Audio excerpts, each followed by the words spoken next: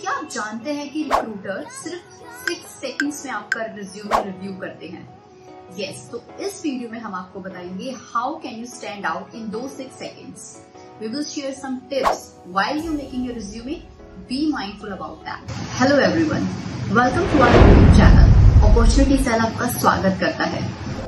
Number 1, CV length. Your CV length should be only 1 page. अगर आप fresher हैं और 1 से 5 साल का एक्सपीरियंस आपके पास है, तो जस्ट ट्राई कीजिए कि आप उसको 1 पेज में कंप्लीट कर दें.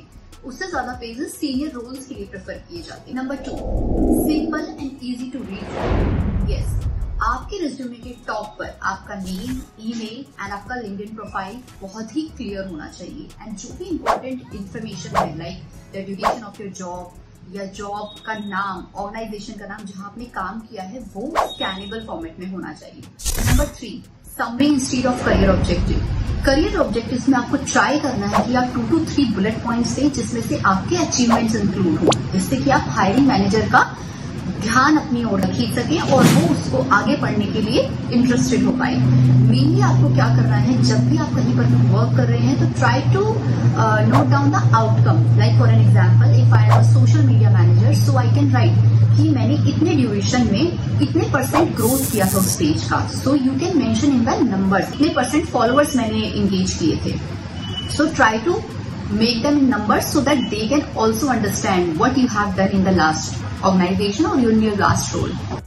Number 4 is work experience. So जहां भी आपने काम किया है, try to make it and note it down in 2 to 3 points. And first bullet point में आपको आपका सबसे बड़ा achievement mention करना है.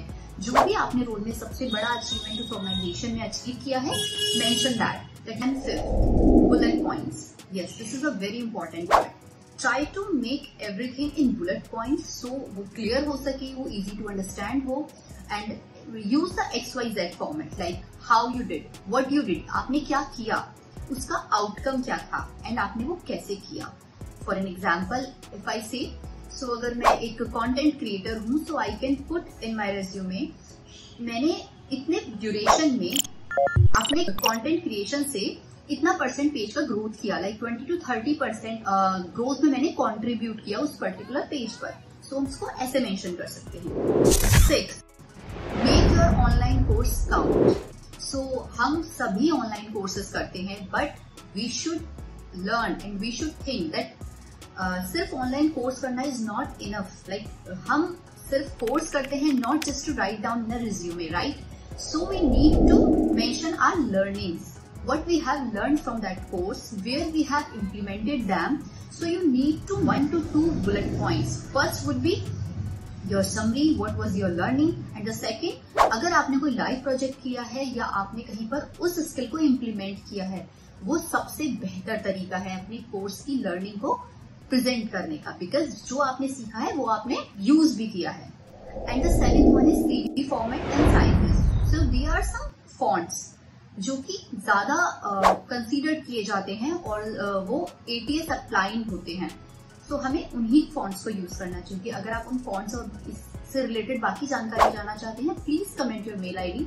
We will share you the resume format. तो हम बात कर रहे थे CV फॉर्मेट एंड साइज में. आपका जो भी नाम है उसको आप 14 to 20 साइज में, पॉइंट में आपको रखना है. जो आपका हेडिंग्स रहेगा रिज्यूमे के अंदर, वो 12 to 14 साइज में रहेगा. एंड द लास्ट पार्ट, जो भी आपका रिज्यूमे का बॉडी रहेगा, वो 12 साइज में रहेगा. सो इन साइज को कंसीडर कर आप एक प्रोफेशनलिज्म प्रेजेंट करने वाला एक रिज्यूमे बना सकते हैं. So these are all the tips जो हम आपके लिए लेकर आए हैं, और हम उम्मीद करते हैं कि आपके लिए काफी हेल्पफुल रहेगा. अगर आप इसका पर्टिकुलर फॉर्मेट या टेम्पलेट लेना चाहते हैं, तो please don't forget to comment in the comment section. Drop your mail ID. We will definitely send you a resume template, जिससे कि आपको हेल्प मिलेगा अपनी जॉब पे अप्लाई करने में. And don't forget to subscribe our channel. Opportunity cell आपके लिए लेकर आएगा मोर कंटेंट जो कि रिलेटेड होगा आपके करियर से, आपकी करियर ग्रोथ से. Bye bye.